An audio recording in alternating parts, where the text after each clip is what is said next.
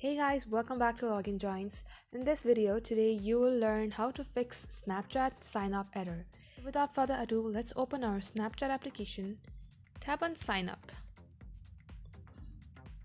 Here enter your first and last name.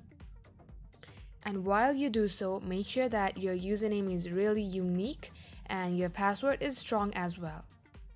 Even after doing so, if it's not accepting it, then you have to check your Play Store. Make sure that your app is up to date. Update it if not.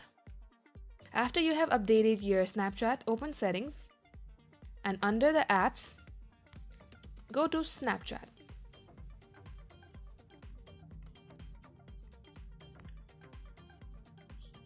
Here, make sure to clear the data as well as the cache.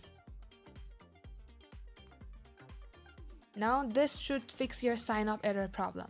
Make sure to follow us for more contents. Thank you for watching.